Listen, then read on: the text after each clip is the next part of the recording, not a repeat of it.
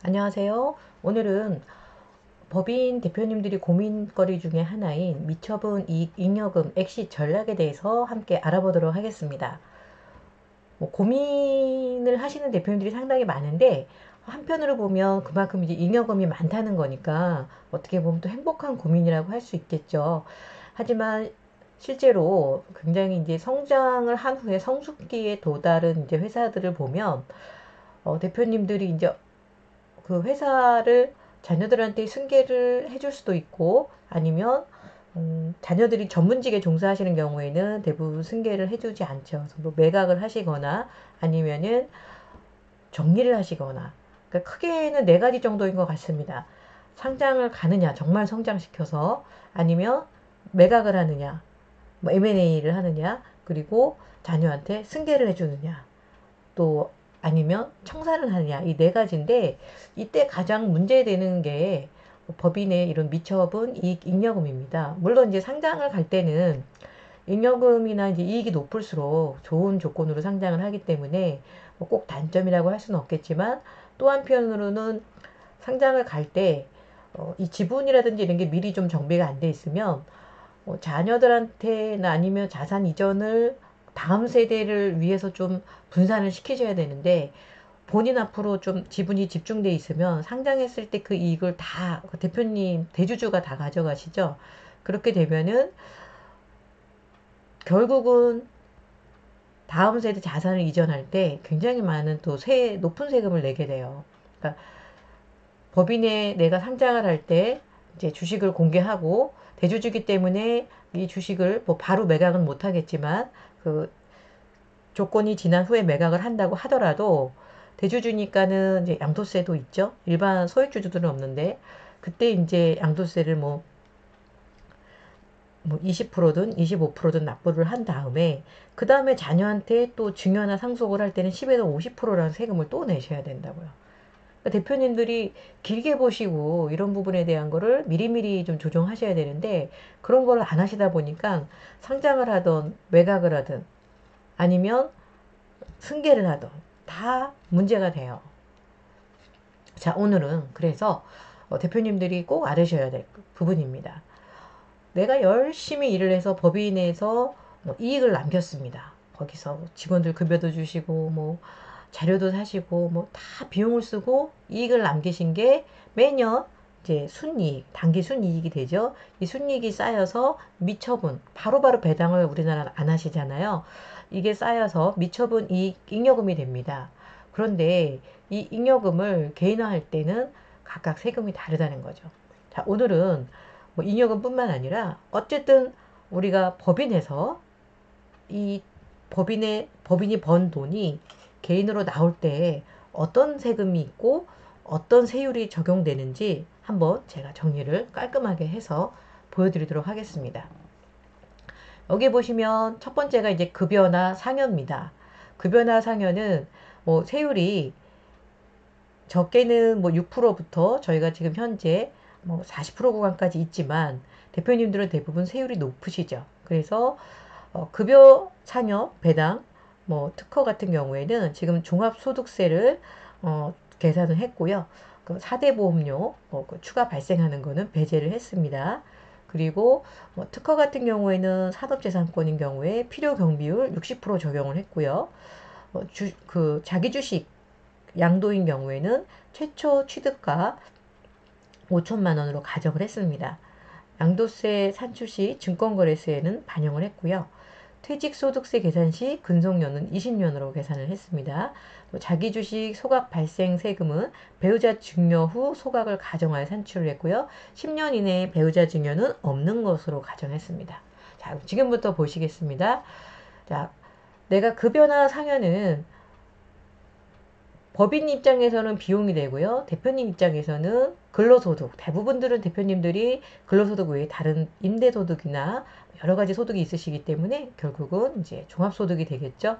그래서 동일하게 지금 10억을 인출을 했을 때 각각 뭐 인출이라는 표현은 좀 그렇겠지만 어쨌든 법인에서 급여가 됐든 상여가 됐든 배당이 됐든 정당하게 지급을 했을 때 각각의 세금입니다. 똑같이 10억을 지급을 했다고 가정을 하겠습니다.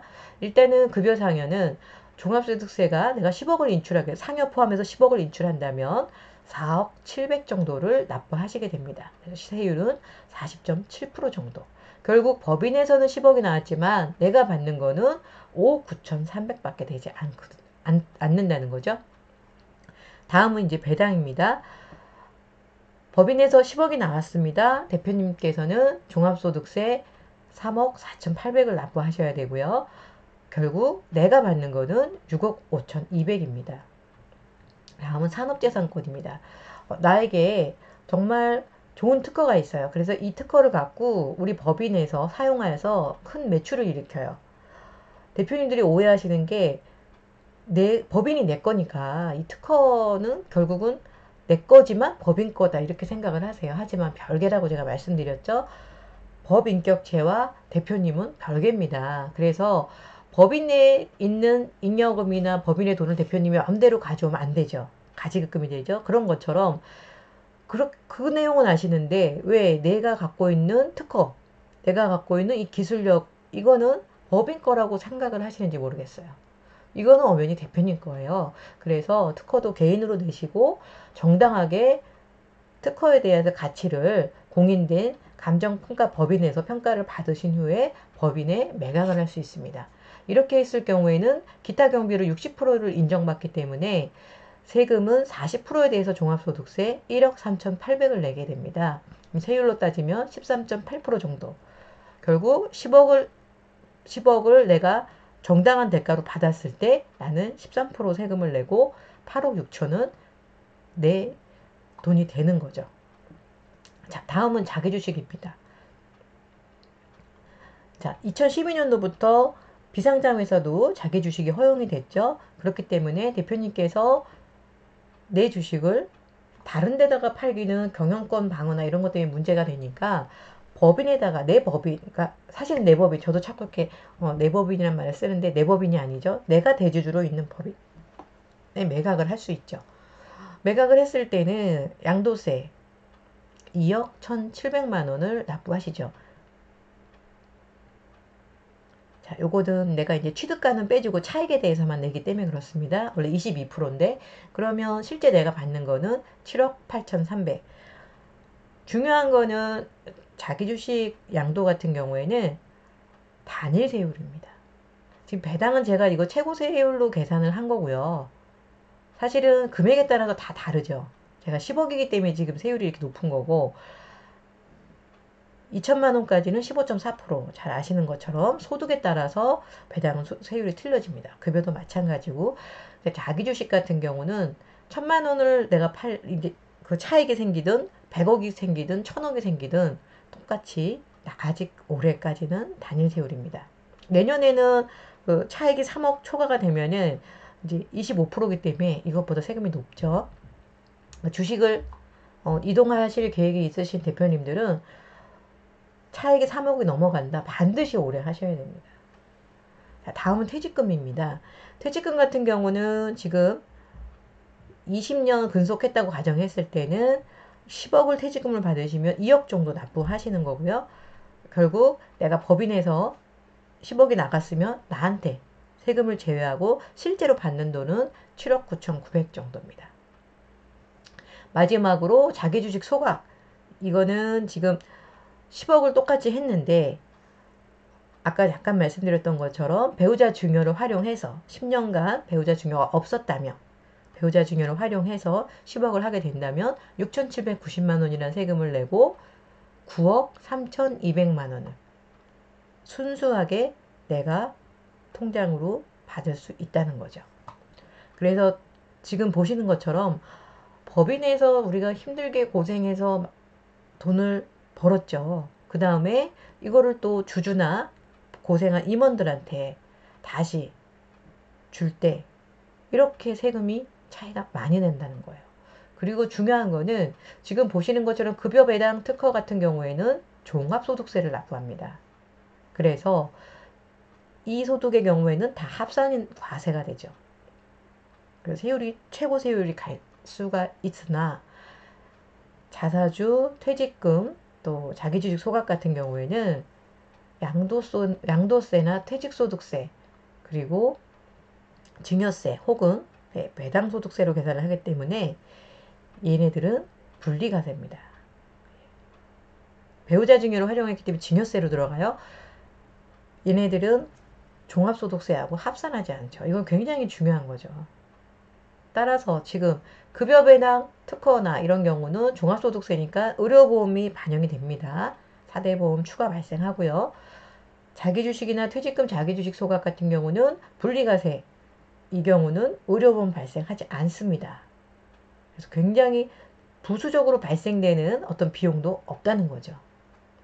하지만 중요한 거는 대표님들이 이제 이런 부분들을 할 때 주변에 잘 아시는 세무사님이나 또 이제 기장 맡기시는 세무사님한테 의뢰를 하실 수도 있겠지만, 기장 세무사님들은 말 그대로 저희 기장 해주시고 나중에 세무조정 해주시고 그 분야의 전문가시죠.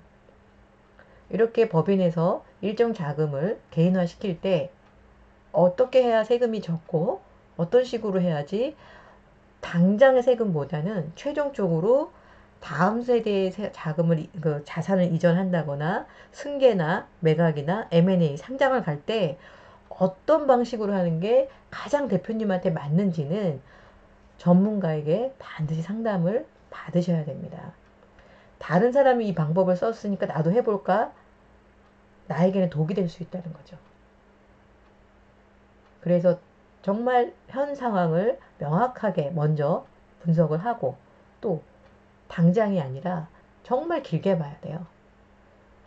많은 대표님들이 제가 컨설팅을 하다 보면은 당장의 것도 주변에서 들으신 걸로 이미 이렇게 제 표현으로는 일을 이제 저질러 놓으신 거죠. 수습하기 힘들게. 아주 높은 세금을 들여서. 돌이키기 어렵습니다. 그래서 대표님들 지금 보시는 것처럼 이렇게 많은 세금 차이가 나니까 반드시 전문가에게 의논하시고, 특히 이렇게 배당이나 뭐 특허, 자기주식, 뭐 퇴직금을 실제 업무 실행을 많이 해본 전문가.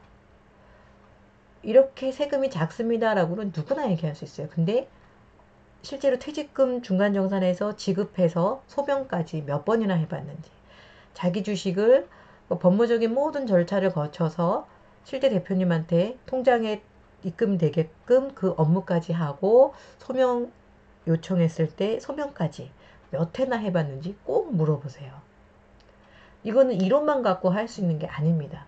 실제 업무를 하다 보면 요소요소에 많은 걸림돌들이 있습니다. 이런 부분들을 선제적으로 미리 제거하지 않고 그냥 업무를 실행했다가는 나중에 다 세금 폭탄이 돼서 돌아올 수 있습니다.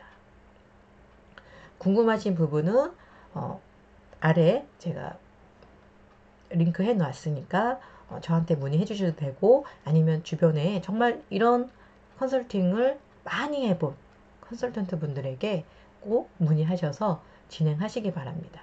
힘들게 버신 돈 당연히 내가 고생해서 벌었으니까 다시 내가 그거에 대해서 보상을 받아야 되는 건 너무나 당연한 거고요. 세금 내는 것도 당연합니다. 하지만 효과적으로 절세를 하신다는 건 절세는 납세자의 권리입니다. 대표님들이 정말 오해하시는 게 이런 건 내 경영 철학과 맞지 않아. 경영 철학이 뭔가요? 절세하는 거는 납세자의 권리입니다. 탈세도 아니고 불법도 아니고 절세라는 거죠. 대표님의 권리를 꼭 찾으시기 바라고요. 정말 어렵게 고생해서 고생해서 일으킨 기업에 대한 이익, 대표님 주주시잖아요. 법인은 주주가 주인입니다. 당연히 정당하게 대표님 자산으로 개인화 시킬 부분은 반드시 개인화 시켜야 됩니다. 오늘 제가 말씀드린 부분은 세금에 대한 비교도 있겠지만 가장 중요한 거는 대표님의 현 상황, 그리고 대표님의 장기적인 계획에 맞게 진행하시는 게 가장 중요합니다. 오늘은 법인의 미처분 이익 잉여금에 대해서 말씀드렸고요. 다음 시간에는 그 중에서도 배당에 대해서 특히 최근에 중간 배당과 차등 배당이 합법적으로 진행 가능하다는 거 잘 알고 계실 거예요. 아직도 근데 이 부분에 대해서 차등 배당은 불법 아니야 라고 오해하시는데, 제가 근거 법령과 함께 정확하게 왜 차등 배당을 하셔야 되는지 다음 영상에서 소개해 드리도록 하겠습니다. 감사합니다.